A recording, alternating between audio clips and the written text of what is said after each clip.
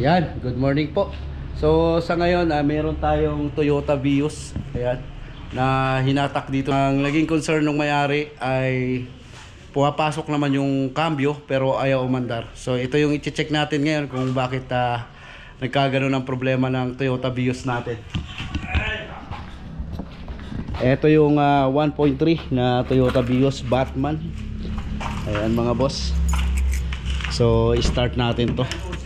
Ito, naka-manual transmission. Naka-manual tranny siya.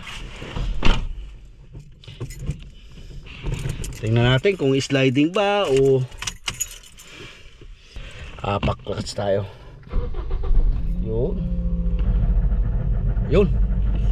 May tumutunog. May tumutunog.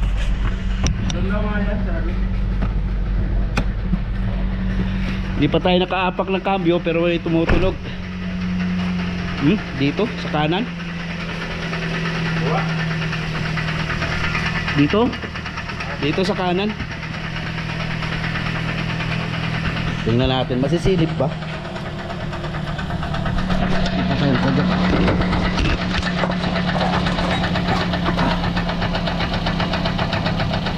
Ayun, dito sa ano.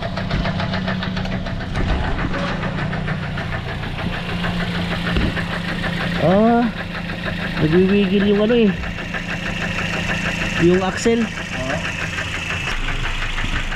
Ayan mga boss oh. Tingnan nyo, ayan oh. Hindi na isaksak to ng maigi itong axle na ito.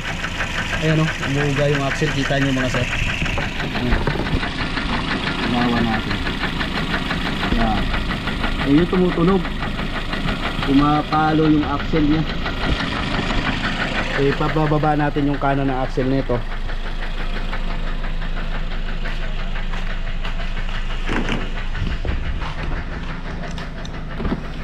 Yan, maingay. Akala mo makina mga bossing. Pero yung axle sa kanan lang may problema. So bago pa naman nasira daw yan, bumigay yung kanyang axle. Bago pa naman nasira to na ayaw tumakbo kahit nakapasok yung cambio. Ayun nga na discover natin o na-check natin na may problema yung axle sa kanan. Tapos isa pang concern niya rito, bago pa naman bumigay yan, ay dati na may naka-EBS, nakalutang na EBS kung makikita nyo mga boss. Yan yung ano natin, i-check natin kung anong side ang may problema, sensor ba may problema nito. So ngayon gagawin natin para matumbok natin yung problema, gagamitan natin ng scanner mga sir. Patayin ko muna. Ayan, kala mo makina na may problema no. So dun sa ABS, i-scan muna natin yan mga sir. So ayan, na-scan na natin yung sa umiilaw niya na ABS. Malfunction in front speed sensor, right hand. Yan po yung naging problema sa ABS niya. So sensor lang yung i-check natin dito. Ayan, maganda talaga pagka umiilaw yung ABS nyo, mapa-scan muna para nalalaman nyo talaga kung sensor lang may problema. Ayan, tulad sa ginagawa natin ngayon. So alam na natin yan, i-check natin yan. Papakalas ko yung kanan nito, tapos papaayos natin yung axle. Yan, napatanggal na nga natin yung axle nya kung saan duda natin. So yung kanan pala mga boss, hindi yun ang problema, dito sa kaliwa. Dito ba sa kaliwa tol? Tanggal ba to?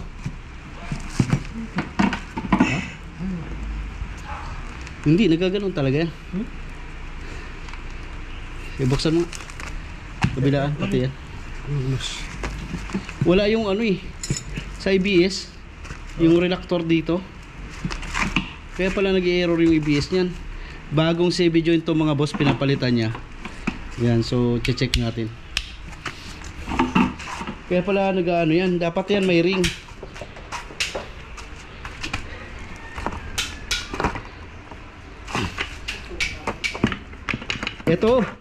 Ito tanggal yung kanan, tama nga. Ito. Ayan oh.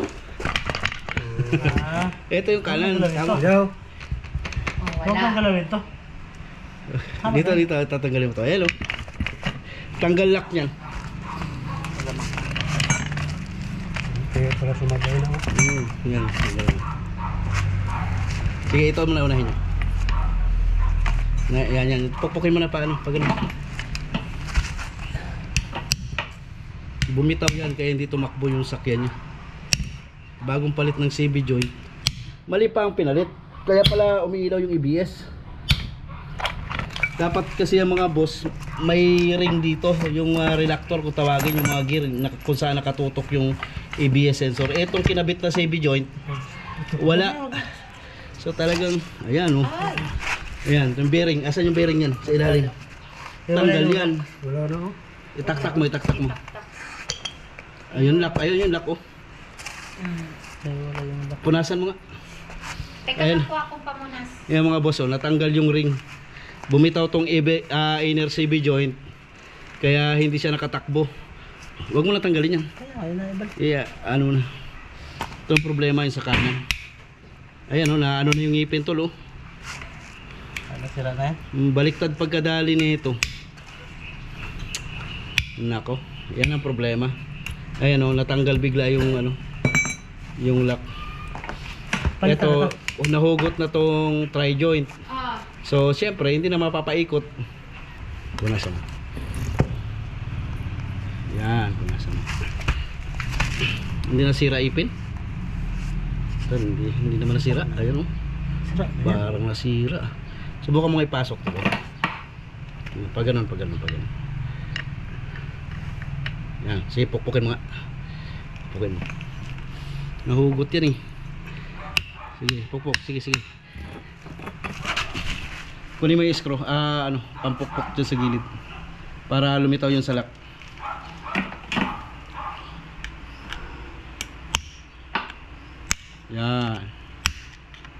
Yan. Punasan mo nga yung salak. Para dito. Ito yung natanggal.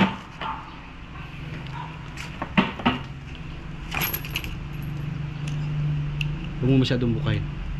Yan, sige. Yan. Ibaon mo ng gusto. Yan. Hindi pa nakabaon yan. Ipukpukin mo pa. Pupukpukin mo pa. Alin? Yan. Yan. Ngayon, paluin mo nga itong bearing palabas kung hindi na siya mahuhugot. Pagkatapos nga nating may lagay yung lock, so papaluin naman natin palabas yung bearing mga boss kung hindi na matatanggal sa pagka-lock niya. Grabe nagkabit na ito. Ngayon, pukpukin mo palabas kung hindi bibitaw yung lock para panigurado. Dito mo patatamaan. Oh, natatanggal. Yan ang problema niyan. Natatanggal to, mababaw siguro to tol. Padaanan mo nga ng ano to. So baka maluwag na spray. Hindi. Ang gagawin mo dun, madali lang naman to, titiklopin mo lang naman to eh. Ito laliman mo ng gusto. Yun yung kaya pinatesting ko sa'yo kasi natatanggal siya. Yan, hindi nakakapit. Ano mo lang, yung ano mo, yung cutting disc, paikot lang. Sige. Laliman mo lang. Tapos ito, titiklopin mo to ng gusto. Ito, laliman mo lang tong kanal na to. Yung kanal na yung laliman mo. Okay, yun ang gagawin natin mga boss. Pag na-solve naman natin to mga sir, ito naman ang problema. Hindi binalik yung hindi ABS type yung kinabit na CV joint. Dapat to may gear to rito mga sir. O yung reluctor kung tawagin. Dito nakakabit. Ang nilagay sa kanyang CV joint non-ABS. Kaya umiilaw yung ABS niya. Yan, bagong palit kasi to ng outer CV joint mga sir. Yan ang isosolve natin problemas dito sa BIOS Batman. Ayan. So mamaya ipapakita ko sa inyo mga sir. Kailangan may sure natin yung sa inner CV joint bearing na yung pinaka tri joint na hindi matanggal. Tulad ng pinakabit ko ulit kanina. Sabi ko pukpukin palabas, yun. Tumalsik agad sila. Kailangan maging sigurado tayo mga boss. Yung papaayos lang natin yung pinaka kanal nung lalagyan natin ng lock doon sa tri joint. Ayan, ginawan nga namin ng paraan mga boss. Ayan, nilaliman namin yung lagayan ng lock natin para hindi na talaga tumalsik. Yan, paikot po yan kasi nagkaroon siya ng tama nung pagkatanggal ng bearing. Kaya inayos natin yung kanal mga boss. Ayaw kasi kumapit nung lock. Yan, pinalaliman ko yan para talagang hindi na siya mahugot ulit.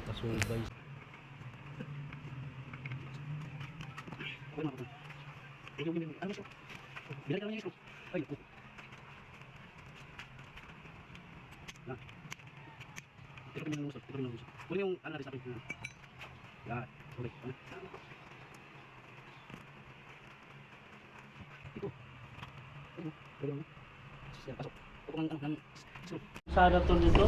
Oo nga, lagyan natin. Pupukin mo nga kung lalabas pa. Yun. Yun. Yan, okay na yan tol.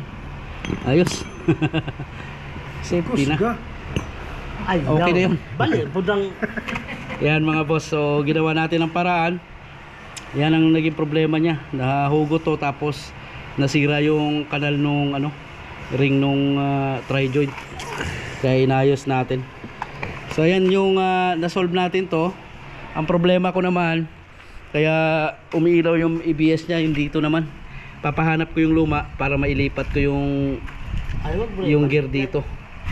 Yun ang tatawagan ko yung may-ari para mailipat natin. Kaya pala umiilaw yung ABS niya. Hindi mo lang tinignan doon sa gumawa na ABS type tong non-ABS yung kinabit nilang CB joint. Ay nako talaga. Ito pala nagpalit na rin ng shocks.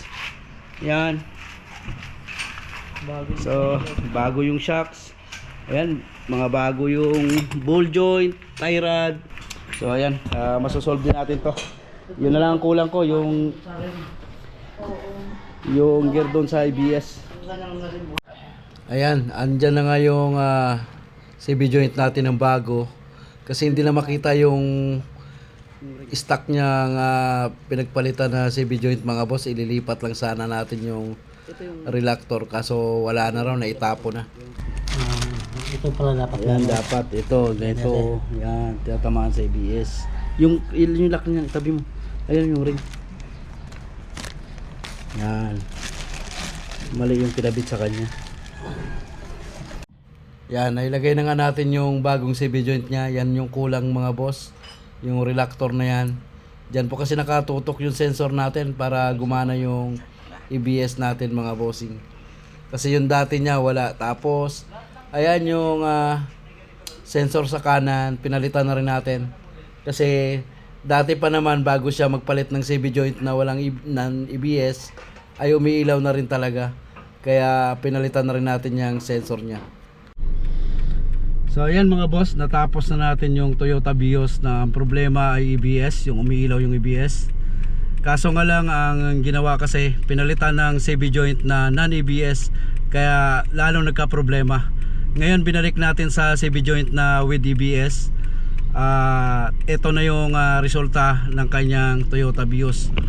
Ngayon tignan nyo sa dashboard, wala na siyang naka-indicate na ABS habang umaandar tayo. Ngayon papakita ko sa inyo para makasigurado kayo na gumagana yung mga sensor nyo. So ngayon ginawa natin, nag live data tayo. Ayan, tatakbo ko ngayon. Tapos titingnan yung reading nung ng ABS sensor natin. Etong FL natin ay front left, front right, rear left, right rear. So tingnan nyo po. Ayan, mas maganda kasi para makasigurado kayo na gumagana yung mga sensor. Yan, la-live data natin sa scanner. Tatakbo na natin mga sir. Yan. Dapat ganyan mga boss. Yan, gumagana na yung natin, mga sensor natin.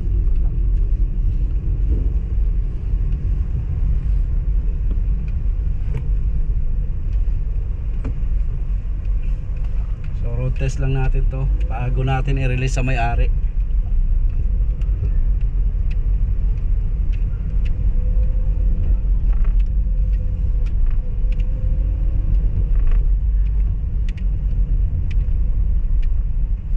Yan, pagka ganyan na mga boss ay sigurado na pong hindi na iilaw yung ABS nyo. Yan, pagka nag-zero yan na tumatakbo na kayo, ibig sabihin ay hindi gumagana yung ABS sensor natin.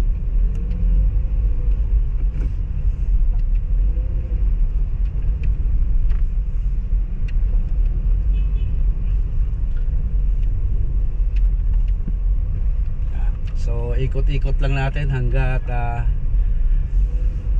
para sigurado tayo.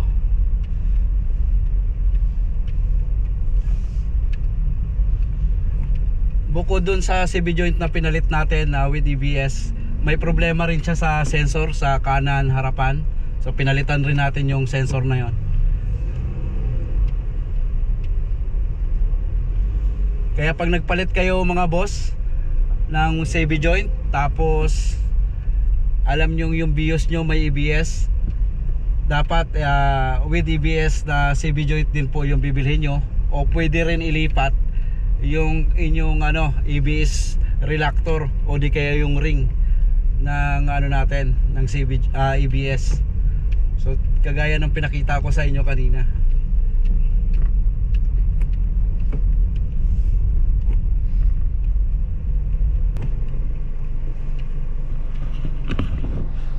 Yan, okay na yung Toyota Vios natin. Sana nakapag-share ako ulit sa inyo mga boss sa problema ni Sir na umiilaw lagi yung kanyang ABS. And kung nagustuhan nyo yung aking video mga boss, huwag nyong kalimutang i-like and share, subscribe yung ating channel para makapag-share pa tayo sa iba. Okay, uwi na tayo sa shop para ipakuha ulit, pakuha natin tong Vios. Okay na. Reading mo ulit. Pakita mo ulit sa kanila. Yan. Nagka-count dapat yan mga bossing. Pag huminto, 0. Pagka tumakbo, yan, magkakaroon na ng rating yan. Yan. Yan.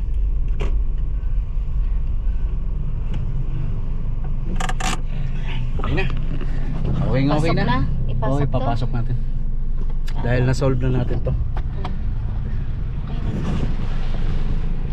So ayan na mga boss, pagka goods na yung inyong ABS, na-repair nyo na, ganyan ayan, wala tayong nakailaw na ABS, umaandar yung ating sasakyan. Tapos off natin yung ignition. Pagka goods na yung ABS natin, pag on pa lang natin, kusa pong namamatay yung ABS. Yan, tulad yan. Okay? Yan. Ayos na mga bossing.